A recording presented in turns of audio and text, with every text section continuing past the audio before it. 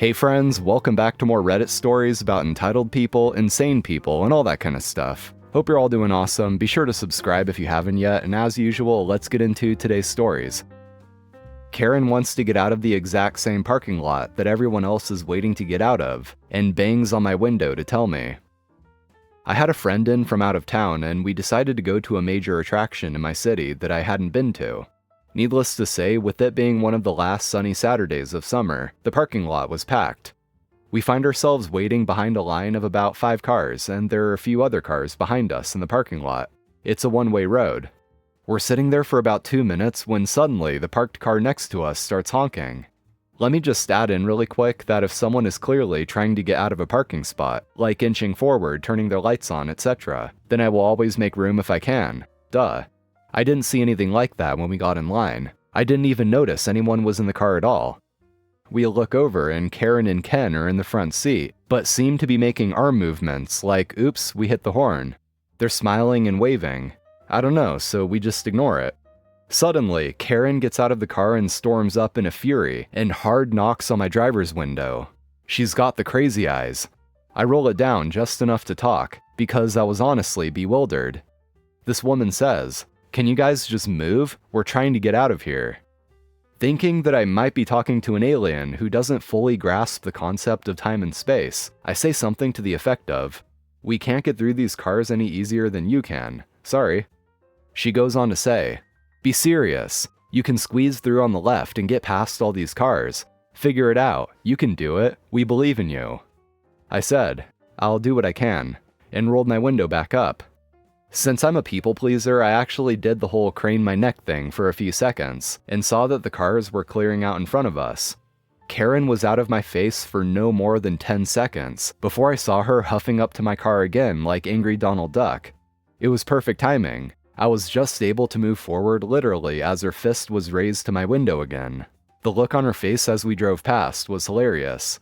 I see Karen in my rear view literally scrambling back to her car, and she and Ken peel out, acting like they were fast when the car behind me was letting them in anyway.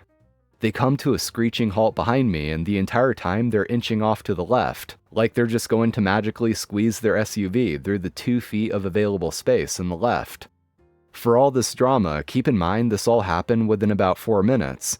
All said and done, we found parking within 5 minutes of getting there. Don't know what Karen's deal was, but honestly, f*** her.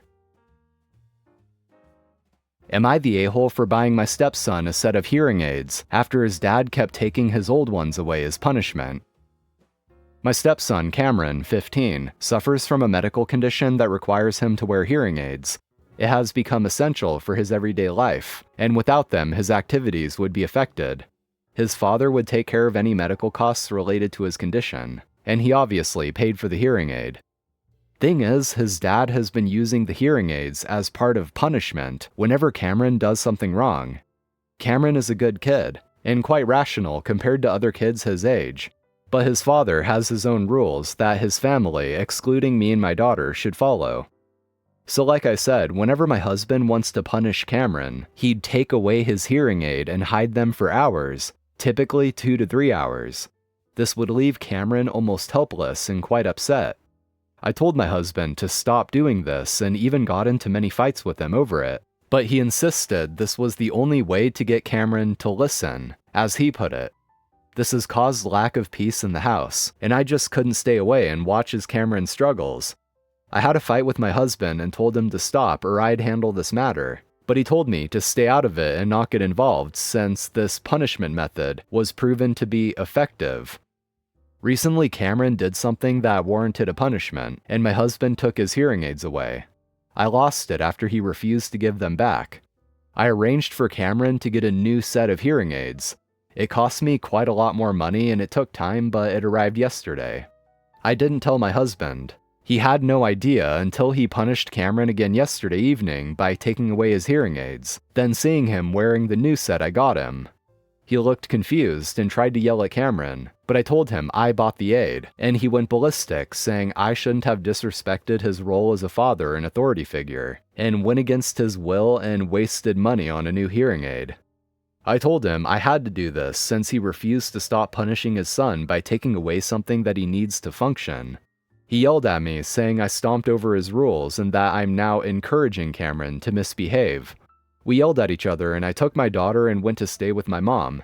He's been spam texting me, just going on and on about how I stuck my nose into his own parenting, and said that he never sticks his nose into mine, nor punishes my daughter, nor gets involved in raising her.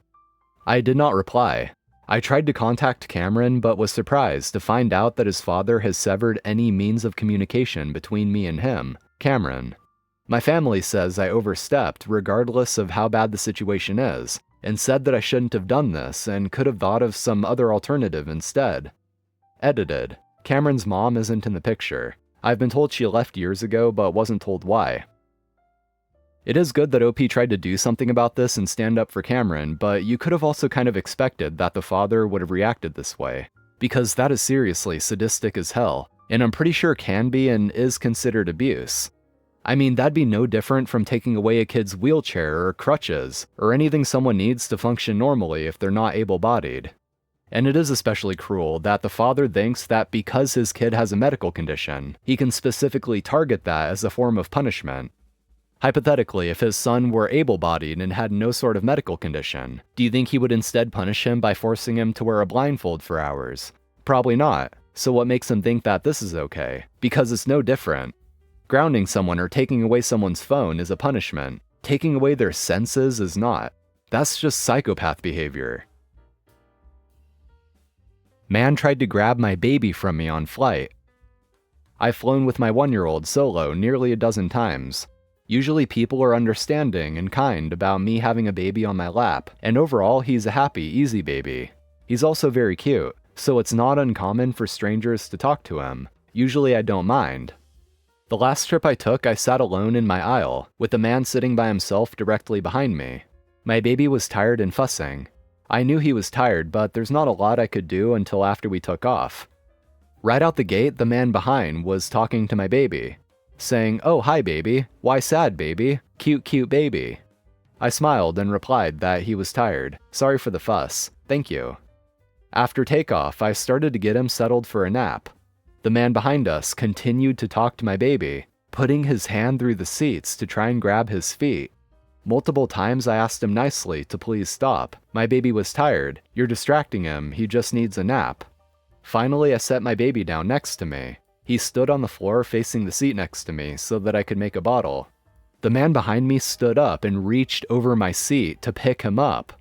I immediately leaned forward to pick up my baby, saying, "No, thank you. I don't need help. Please, no, no thank you." The man pushed me back into my seat while mumbling, "Sweet baby, why baby cry?" I replied very loudly, "No," and quickly picked up my baby. I thought that was the end of that. I was wrong. I tried to rock my baby to sleep while desperately trying not to lose my cool. As I'm rocking my baby, the man behind me reached through our seats to grab my arm, saying, no rocking, you make him cry." I pulled free from him and yelled, "Do not touch me." Again, I thought that'd be the end. I started rocking my baby for a second time. This time, the man behind me reached both hands around either side of my seat to hold me in place, saying, no rocking, stop rocking." I am somewhat embarrassed that I completely lost it, clutching my baby to my chest while struggling to get free of him. It hurt. I hit the call light while screaming, "Let me go, do not touch me. Let me go, let me go, let me go." He was still holding me by my arms when the flight attendants came running. I could barely get anything out to the flight attendants. Everyone around us was staring. I was sobbing, and all I could get out was that I could not sit there anymore and, for the love of God, please move me. The man behind me tried to move with me, but I told the flight attendants that I did not know him and he could not come with me. I had a good cry in my new seat, but my baby immediately went to sleep. I was moved to be next to the flight attendants' seats. After calming down, I explained to the flight attendants what had happened. Multiple times, the man that had been behind me got up to try to come back to my new seat, only to be turned around by one of the flight attendants. Towards the end of the flight, one of the flight attendants told me that they'd explained everything to the pilot, and the pilot had called the FBI and the local police to escort the man off the flight. I would also be escorted off, as well as everyone around us that had watched everything happen. He cheered as he was escorted off. I had to interview with the FBI and nearly missed my next flight. After my trip was done, I had to fly back going through the same airport. It was stressful and emotional to say the least, even knowing that he was banned from the airline and the airport. I haven't flown since. Dad thinks he is invincible to food poisoning. My dad is the kind of guy who scrapes the mold off yogurt and eats the rest, or drinks out of cups that haven't been washed in weeks. It's super gross, although I kinda get it. He grew up in extreme poverty, but fortunately we are living comfortably now and he doesn't need to do these things. Today I was making lunch and he was helping, meaning lingering around, being in the way, and eating the raw vegetables off the table before I could cook it. Then he proceeded to eat some enoki mushrooms. Dad, those are not cooked yet, don't eat it. What do you mean? You can eat mushrooms raw. Well, not these types. You can get some food poisoning if you're not careful. Also, you don't even know what these are. Why would you even try it raw? You can eat everything raw. If you can't eat it, it's not edible cooked. Then this man proceeded to stick his finger into the raw chicken I was marinating and lick his finger. Then he told me it needed more salt. After that, I had to escort him out of the kitchen while he was going on about how he was in the army and they ate raw stuff all the time and his stomach can take it. Part of me wants him to get food poisoning from this, but his brain probably won't make a connection, sadly. Yeah, that's the classic mindset of, oh, I've been doing such and such for forever and I've never had any problems. I've been texting and driving for years and have never gotten in a wreck. That kind of mindset. You're always fine until you're not. I also find it totally possible that maybe he had even gotten food poisoning at one point, if not several times in his life, and like OP said, just never made the connection and didn't realize it was food poisoning. But I guess people are gonna do what they're gonna do.